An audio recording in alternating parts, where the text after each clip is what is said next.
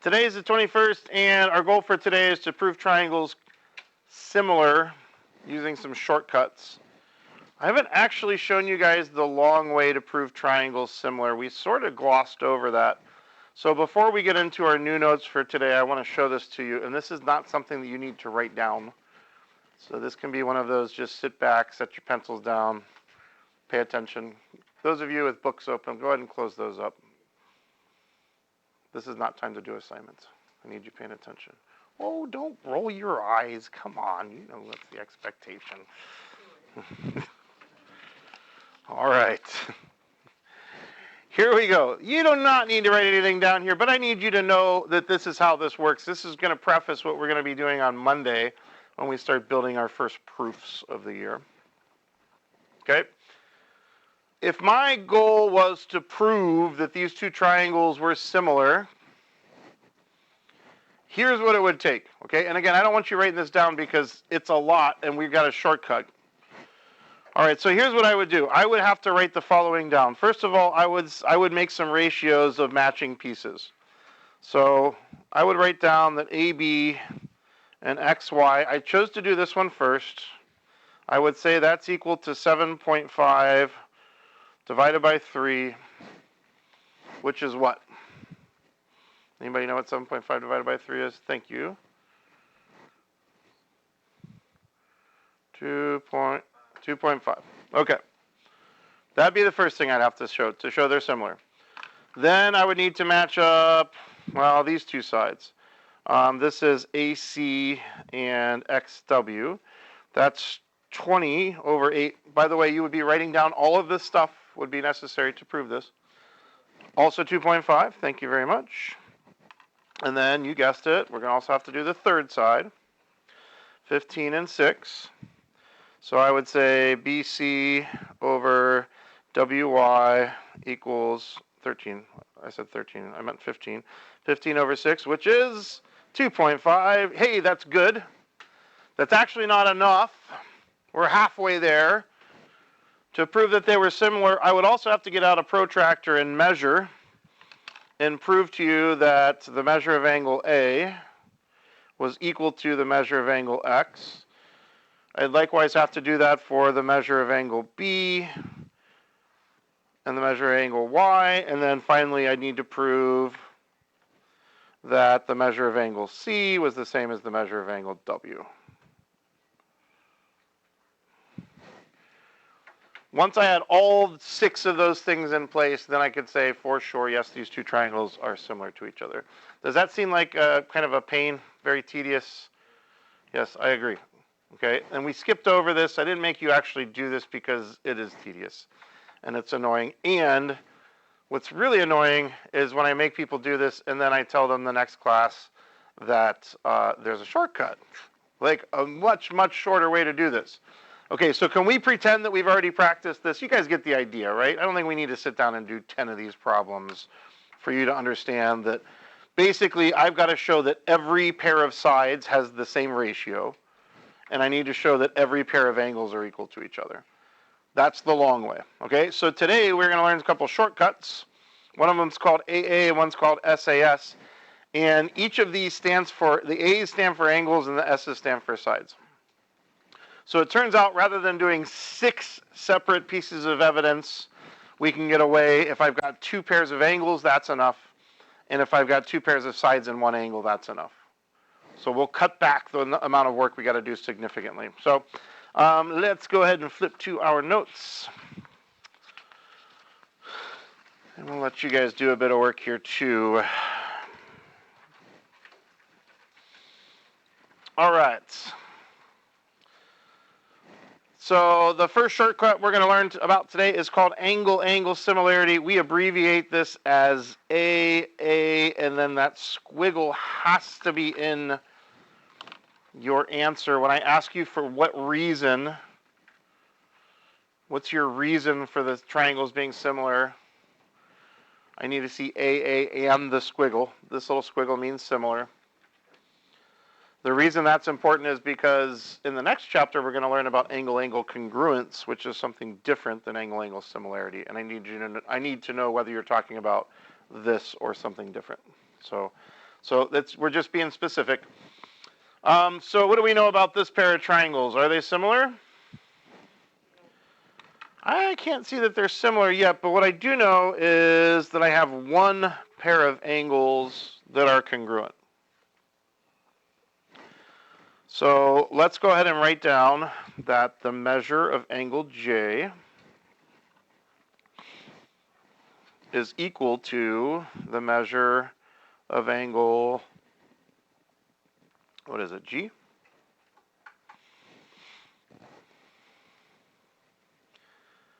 Some of my students, when they're doing this, they like to label with A's and S. We just did a pair of angles there, so I'm going to put an A. It sort of serves as a checklist to make sure we got everything we need. Can you find me another pair of congruent angles? Obviously, these two don't match, but is it possible that maybe these two match? Maybe? How would you find this angle here at I?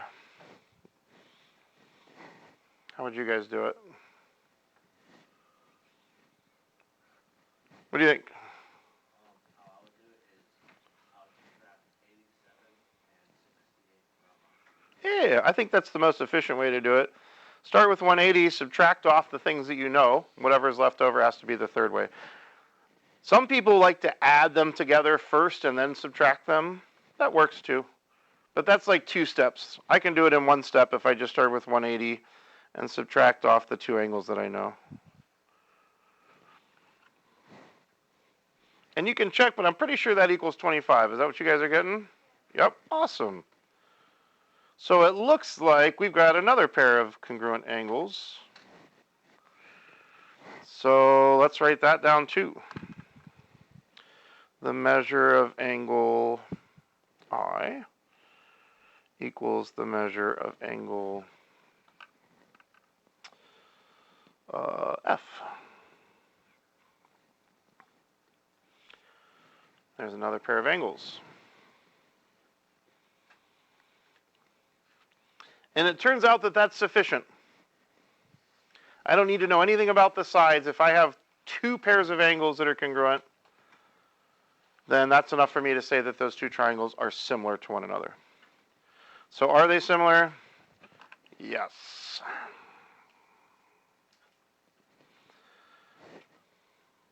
And let's be specific, they are similar by angle-angle similarity.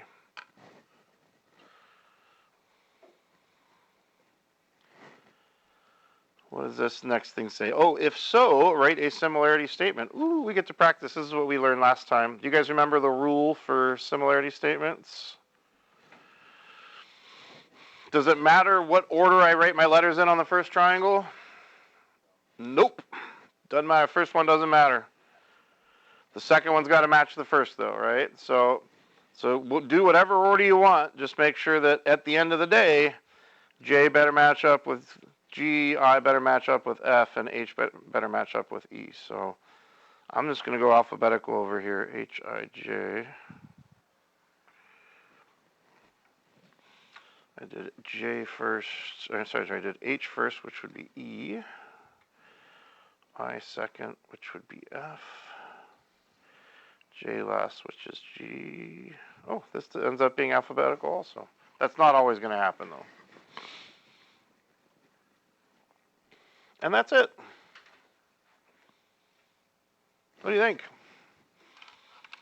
Not too bad, right? Better than writing out all those ratios and all those angles. We only had to write 2 pairs of angles. So that's angle-angle similarity. There's another shortcut. This one's called side-angle side similarity. We abbreviate that SAS.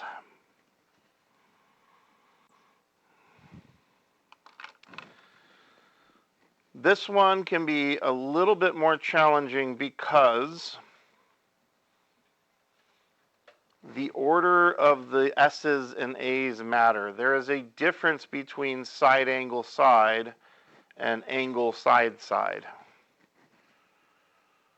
They're not the same thing. Side side angle is different as well. Okay, so it's important that when we're doing this, the angle, the A has to come in between the two S's. And when you look at the picture, that needs to match in the picture. Do you see how in this triangle, I've got two sides and an angle? Do you see how that angle is in between those two sides? It's touching both of them. It's like the two sides are sandwiching the angle, right? The two sides are my bread, and this is my sandwich meat.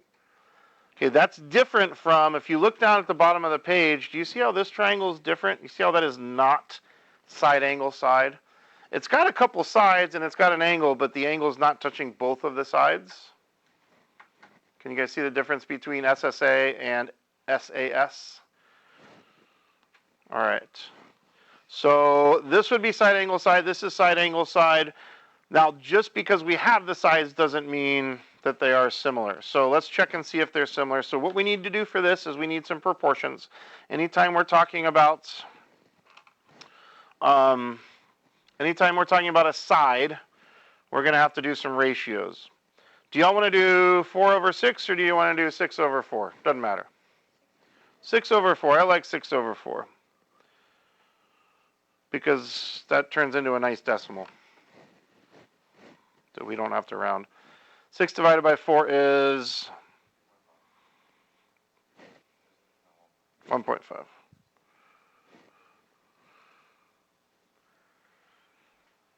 All right. Oop, I should have named them too. Sorry. Let's put in front of this. The 6 was GE,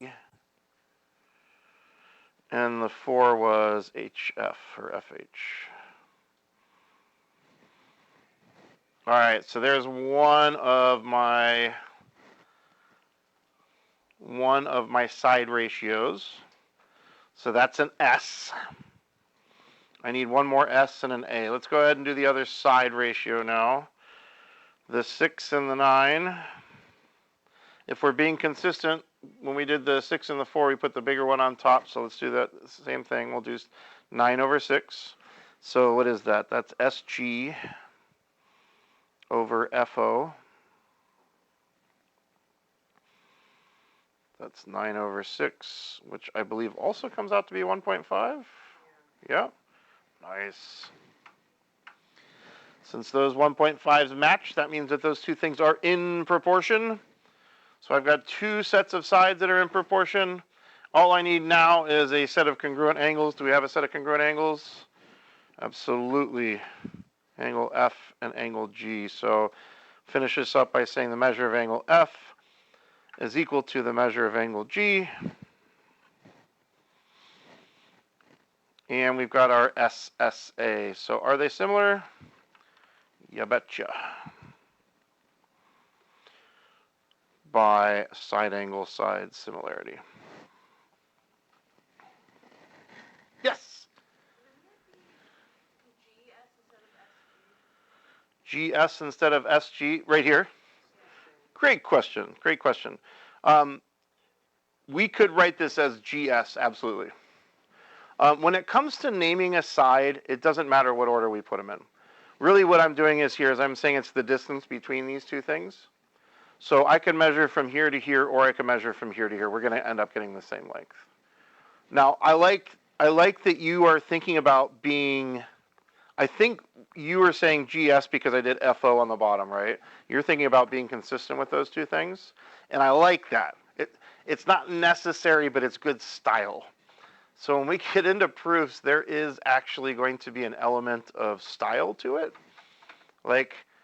And you don't have to make like a nice, pretty proof for it to be correct. But when we do proofs, the whole point of it is to make an argument. You're trying to communicate like a reason that something's happening.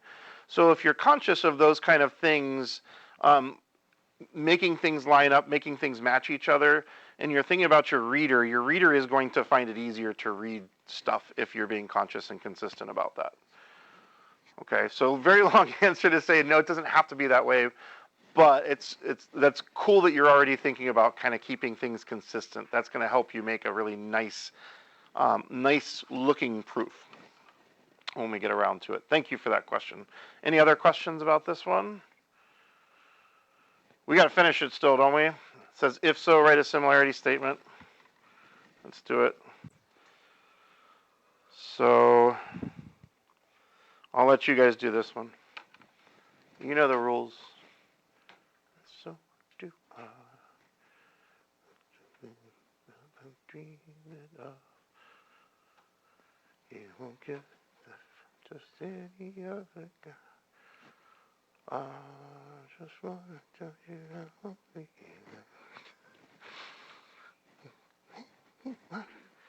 never gonna give you up.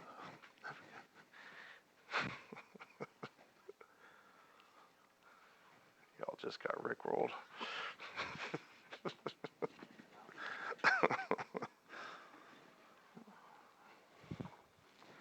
All right.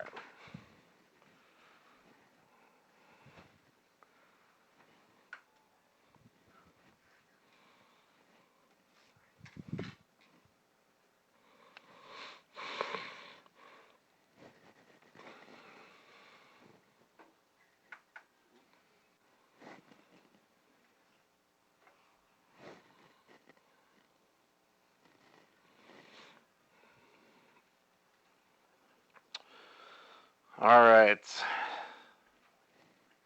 Side angle side.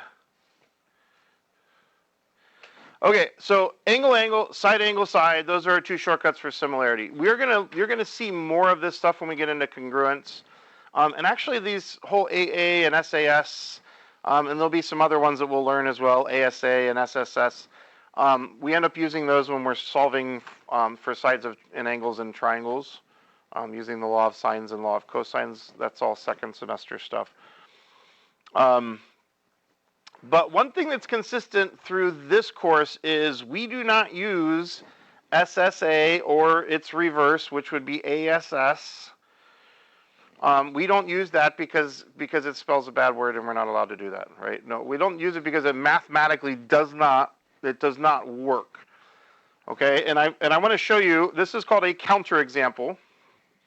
A counterexample is an example that shows that a rule does not work, okay? And so the rule that does not work is that angle side does not prove two triangles similar. So what I have here, and these are actually measured out to scale. If you were to grab a protractor right now, you would find that these two angles both measure 40 degrees.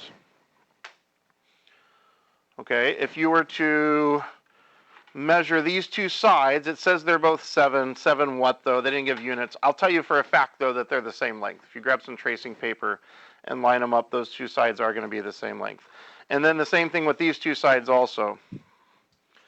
So when I do those, that means they're going to be in proportion. 7 over 7 is 1, and 5 over 5 is also 1. So does that mean that these two triangles are similar? Well, they obviously are not. You can look at those two triangles and see that they are not the same shape, right? They're definitely not in the same shape. However, they do have two pairs of sides and one pair of angles. The difference, remember, is in this situation, that angle is not touching both of the sides. It's only touching one of the sides. That's why in the name, the A is only touching one of the S's. Okay? Can you guys kind of see the difference between angle side and side angle side? This one's got an angle sandwich, and this one's just kind of two pieces of bread with some meat on top. Yeah, I apologize if that offends your sensibilities. All right, so this will come up again. Those of you who go on to take Algebra 2 and pre-calculus, we do actually, we find a way to deal with this later on. It's called the ambiguous case. It's a whole bunch of work. My students will joke that it's kind of a pain in the angle side. Yes? So this will be a much longer conversation than we have time for right now, and we'll actually have a whole class period in the spring about it. Long story short, you have to have a third math credit, but there are different ways you can get it. It doesn't have to be a math class. And we'll talk about all the different options. We'll have a whole class period where we'll discuss all the different options. Yep. So let's move on from that, and then we can come back and we can talk about that later. But let's wrap up our notes here. Okay. Shh. So I want you to decide if the two triangles are similar. If they are, then tell me why. Is it angle, angle, or is it side angle, side similarity?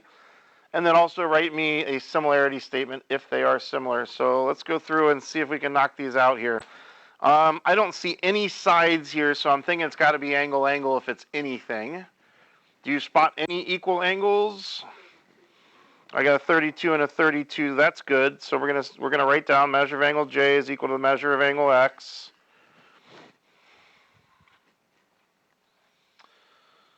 Man, it'd be nice if this was 52. Is it? Let's see, 96 and 32. 180 minus 96 is 84. Minus 32 would be 52. Yeah, it is. It's 52. So those match also. Hey, there's my second pair of angles. Measure of angle O is equal to the measure of angle K.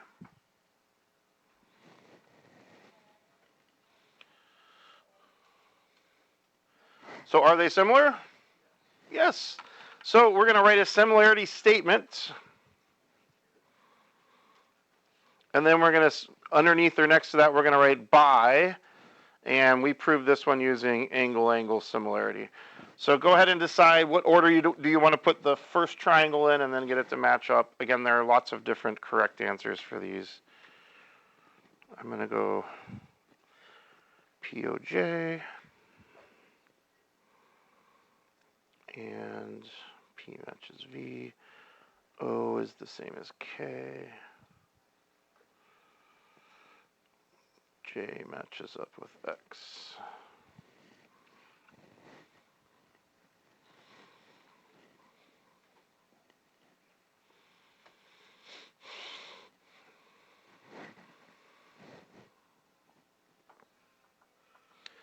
What do you guys think about that second one? That looks like it could be side angle side. If the ratios work out. But we definitely got the two angles. Let's see if the ratios work. I usually, when I'm doing these, I like to do the bigger one over the smaller one. I don't know why. It's just my preference. I'm going to do Fi over UT.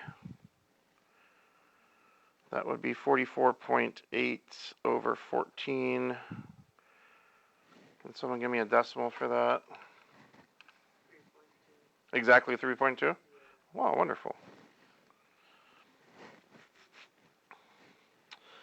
Let's see if the other pair of sides is going to work. They're both going to be 3.2. Spoiler, they're going to both be 3.2. This one's FK and UQ.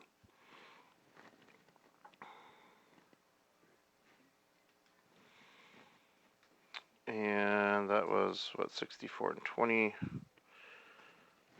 Yeah, that's 3.2. So we've got a side, we've got another side. We need to write down our equal angles also, and then we'll be good to go. Measure of angle U, measure of angle F. And then similarity statement by, and then give your reason.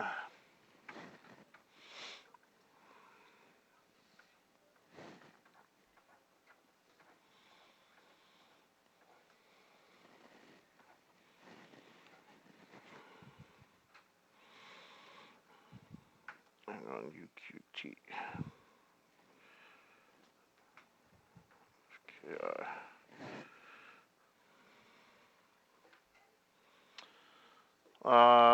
Remind me, what reason would this be?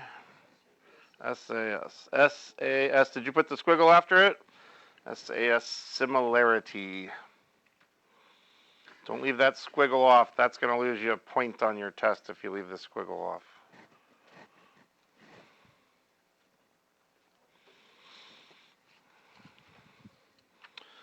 All right, let's look at C. Now this one looks a little bit weird. I don't see any sides. So we could maybe do angle, angle, but I don't think there's any way we're going to get side angle, side out of this. Do you guys see angle, angle? Yeah. I see one pair of angles. We need two pairs. What's the other one? M and M. Ooh. Are you saying that because both triangles have an angle M in it and it's the same angle? Ooh, did you guys notice that? Something that might make that easier to see, and I gave you this hint last class. Sometimes when you have these overlapping triangles, it helps to draw them separated. So I'm going to draw the little one, and then I'm going to draw the big one next to it.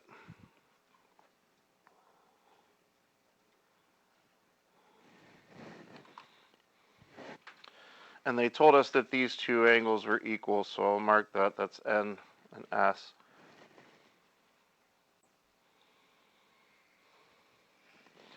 But that was very observant of you to also notice that both of them have the same angle up top. Angle M is in both of these.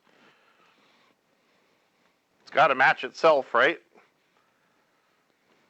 So we do. We got angle, angle. Let's write down our angle. So this is going to seem weird, but we're actually going to write this down in our proof. So let's practice it now. The measure of angle M is equal to the measure of angle M.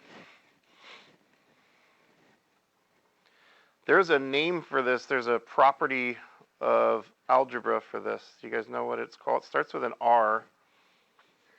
It makes me think of looking in a mirror. The reflexive property.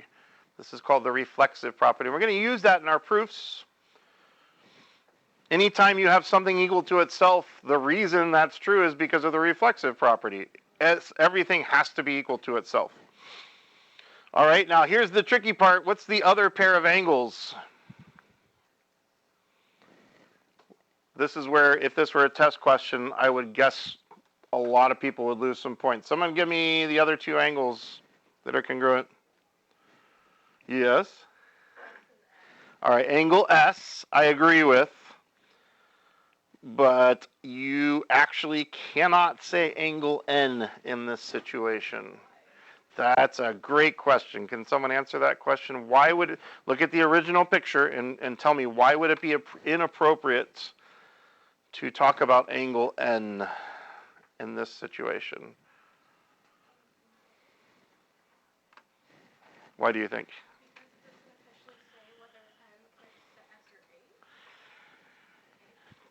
Kind of, yeah, yep.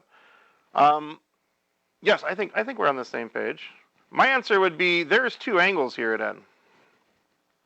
Now, clearly this is the one that's marked, right? But when we're being mathematical, we gotta be specific, right? So we can't just assume because this is marked that's when I say angle N that somebody knows that I'm talking about this one, because there is another angle here at N. There are two angles here. So when I say angle N, there's no way for you to know whether I'm talking about this one or this one. Actually, there's a third angle here. It's this one right here. It's 180 degrees. So I'd say there are three angles at N. How are you going to know which one I'm talking about? You can't. So we can't call it angle N. What we're going to have to do instead is we're going to have to use three letters. We'll have the N's going to be in the middle. And then what two letters need to go on either side of N?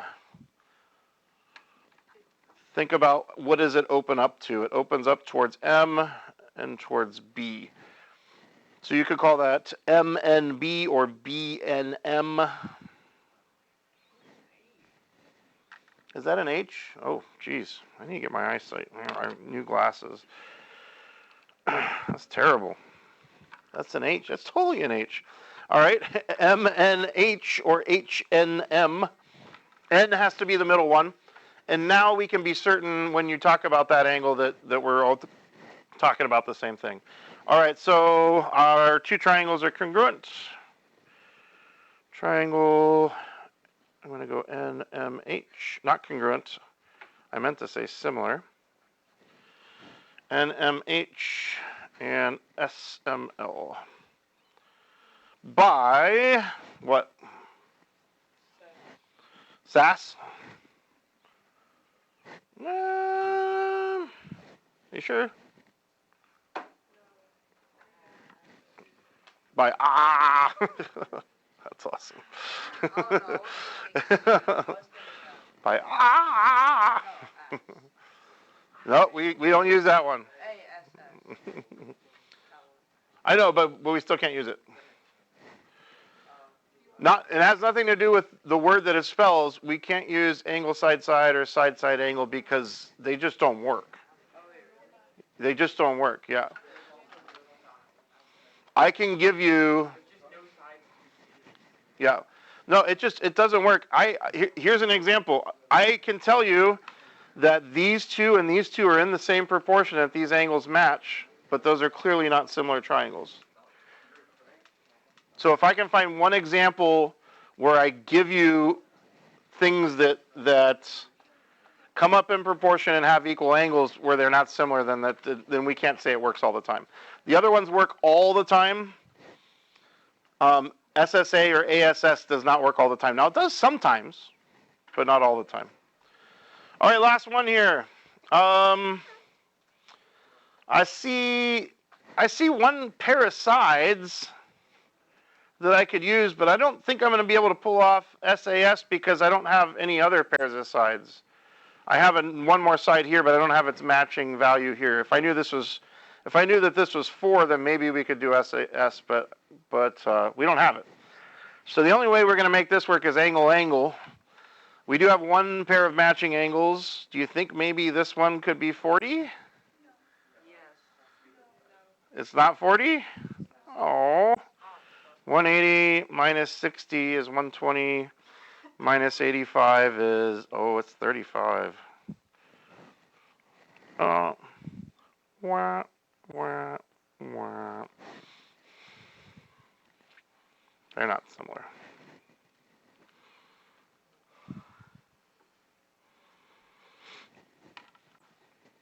All right.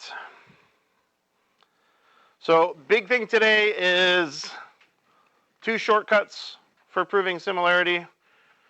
The trickiest part is going to be recognizing the difference between SAS and AA or ASS or SSA. Just look for that sandwich. Do you guys have any questions? I'll be around to answer individual questions about this or the assignment as I'm checking the assignment. Please have those out as you're starting your new assignment. Oh, I need to pass those out.